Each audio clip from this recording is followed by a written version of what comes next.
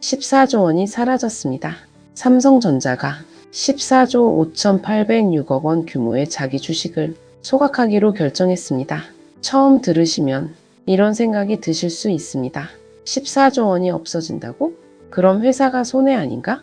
그런데 이게 참 묘합니다. 주식이 사라지면 오히려 남아있는 주식의 가치가 올라갑니다. 없애는 것이 더 가치 있게 만드는 방법이 되는 겁니다. 그래서 이 뉴스가 주식을 가진 분들에게 남의 이야기가 아닙니다. 오늘 뉴스의 질문은 이것입니다. 삼성전자는 왜 지금 14조 원 넘는 자사주를 소각했는가? 그리고 이 결정이 우리 삶과 어떤 연결이 있는가? 지금부터 차근차근 살펴보겠습니다. 먼저 이번 결정의 내용부터 정리하겠습니다. 삼성전자는 지난 3월 31일 공시를 통해 자기 주식 소각 결정을 발표했습니다. 소각 대상은 보통주 7,335만 9,314주, 종류주 1,360만 3,461주, 합산하면 약 8,696만 주입니다. 1주당 가액은 100원이며 소각 예정 금액은 14조 5,806억 2,618만 원으로 집계됐습니다. 소각 예정일은 4월 2일이었습니다. 이번에 소각되는 주식은 삼성전자가 지난해 매입해둔 자사주입니다. 삼성전자는 지난해 2월 18일과 7월 8일 두 차례 이사회 결의를 통해 이 자사주를 취득했습니다.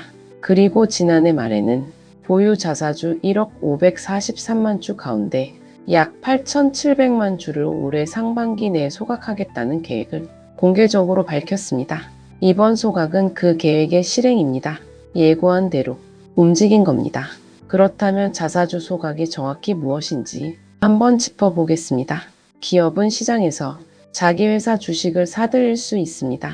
이것을 자사주 취득이라고 합니다. 그리고 그 주식을 다시 시장에 팔지 않고 아예 없애는 것을 자사주 소각이라고 합니다. 주식이 사라지면 전체 발행 주식 수가 줄어듭니다. 여기서 중요한 개념이 나옵니다. 주식 수가 줄면 남아있는 주식 한 주 한 주의 상대적 가치가 높아집니다. 예를 들어 설명해 보겠습니다. 피자 한 판을 10명이 나눠 먹는다고 하겠습니다. 그런데 2명이 나가면 8명이 나눠 먹게 됩니다. 한 사람이 가져가는 양이 늘어납니다. 주식도 똑같습니다. 전체 주식 수가 줄면 남은 주식 한 주가 차지하는 기업 가치 비율이 커집니다. 그래서 자사주 소각은 대표적인 주주환원 정책으로 분류됩니다. 주주에게 현금을 직접 나눠주는 배당과는 다르지만 결과적으로 주주의 자산 가치를 높이는 방법입니다. 여기서 헷갈리신 분들이 계실 겁니다. 14조 원이 사라지면 회사 재산도 줄어드는 것 아닌가? 당연한 질문입니다. 삼성전자는 이 부분을 직접 설명했습니다. 배당 가능 이익 범위 내에서 취득한 자사주를 소각하는 것이기 때문에 자본금의 감소는 없다고 밝혔습니다. 쉽게 말하면 회사가 쌓아둔 이익의 일부를 주주에게 돌려주는 방식으로 진행된 것입니다. 회사의 근본 재무 구조는 그대로입니다. 다만 유통되는 주식 수만 줄어듭니다. 그래서입니다. 이 결정이 기업의 손해가 아니라 주주에게 이익이 되는 구조입니다. 자사주 소각은 사실 글로벌 대형 기업들 사이에서 오래전부터 활발하게 활용해온 방법입니다. 애플은 매년 수십에서 수백조 원 규모의 자사주를 사들이고 소각해왔습니다. 마이크로소프트도 마찬가지입니다. 구글의 모회사 알파벳도 자사주 소각을 주요 주주환원 수단으로 사용해왔습니다. 미국 기업들이 배당보다 자사주 매입과 소각을 선호하는 이유는 세금 구조와 주가 관리 유연성 때문입니다. 배당은 주주에게 현금이 직접 지급되기 때문에 배당소득세 과세 대상이 됩니다. 반면 자사주 소각은 주가에 간접적으로 영향을 주는 방식이라 세금 측면에서 상대적으로 유리한 경우가 있습니다. 물론 국가별 세제 구조마다 다르지만 이 흐름은 분명합니다. 주주환원의 무게중심이 배당에서 자사주 소각으로도 옮겨가고 있다는 점입니다. 그리고 이 흐름은 이제 한국 시장에서도 나타나고 있습니다. 삼성전자가 바로 그 대표 사례입니다. 삼성전자는 코스피 시장에서 압도적인 시가총액 1위 기업입니다. 코스피 전체 시가총액에서 차지하는 비중도 상당합니다. 그래서 삼성전자의 자본 정책 변화는 단순한 기업 내부 결정으로만 볼 수 없습니다. 한국 증시 전체 분위기를 보여주는 하나의 신호가 되기도 합니다. 지금까지의 핵심을 한 문장으로 정리하면 삼성전자의 이번 자사주 소각은 예고된 계획의 실행이며 주식수를 줄여 주주 가치를 높이는 구조적 결정입니다. 그런데 여기서 끝이 아닙니다. 이 결정이 왜 지금 이 시점에 나왔는지를 보면 조금 더 깊은 맥락이 보입니다. 삼성전자의 최근 상황을 짚어보겠습니다. 삼성전자는 지난 몇 년간 반도체 업황 변화를 직접적으로 경험했습니다. 2023년 메모리 반도체 시장이 급격히 침체했습니다. 그러다 2024년부터 AI 수요가 폭발하며 HBM 고대 역폭 메모리 중심으로 시장이 빠르게 바뀌었습니다. 이 과정에서 삼성전자는 경쟁사인 SK하이닉스와의 HBM 기술 경쟁에서 상당한 압박을 받았습니다. 시장에서 삼성전자의 주가는 그 영향을 받기도 했습니다.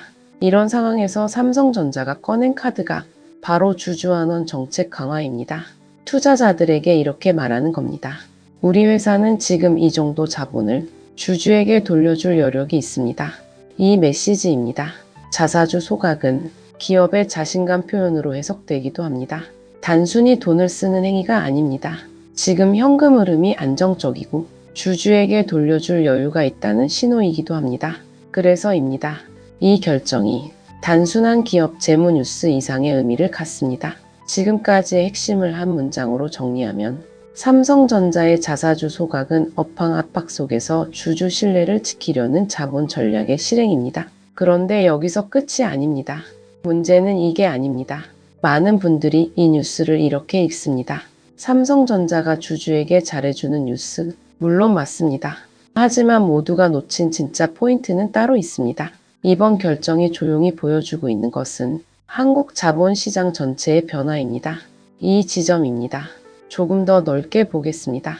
한국 증시는 오랫동안 코리아 디스카운트라는 말을 들었습니다. 코리아 디스카운트란 한국 기업들의 실적이나 자산에 비해 주가가 상대적으로 낮게 형성되는 현상을 말합니다. 왜 그럴까요?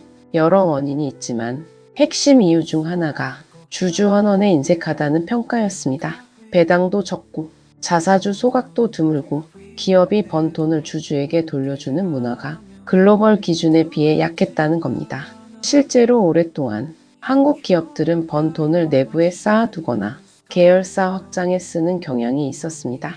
외국인 투자자들이 한국 시장을 보면서 아쉬워했던 대목이 바로 이 부분입니다. 그런데 최근 몇 년 사이 이 분위기가 바뀌기 시작했습니다.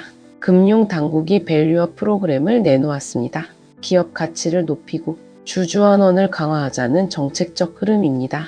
기관 투자자들도 주주 환원의 소극적인 기업에는 목소리를 높이기 시작했습니다. 그리고 개인 투자자들의 인식도 달라졌습니다. 주식을 그냥 사고 파는 것이 아니라 내가 주주라는 권리의식이 조금씩 높아지고 있습니다. 이런 흐름 속에서 삼성전자가 14조 원이 넘는 자사주를 소각하기로 한 겁니다. 이게 참 묘합니다. 삼성전자가 자사주를 소각했다는 것은 단지 그 회사 주주들에게만 의미 있는 일이 아닙니다. 코스피에서 가장 큰 비중을 차지하는 기업이 주주환원을 이렇게 대규모로 실행했다는 것은 한국 자본시장 전체의 하나의 기준점이 됩니다. 다른 기업들에게도 메시지가 됩니다. 이제 이 정도는 해야 한다. 그 신호입니다. 개별 기업의 결정처럼 보이지만 사실은 더 큰 흐름입니다. 한국 자본시장의 체질이 바뀌고 있는 흐름입니다. 그래서입니다. 한국 증시에 관심 있는 분들이라면 이 뉴스를 그냥 넘기시면 아쉽습니다. 삼성전자 주식을 직접 가지고 있지 않더라도 국내 주식형 펀드나 ETF에 투자하고 계신 분들이라면 이 변화가 간접적으로 연결돼 있습니다.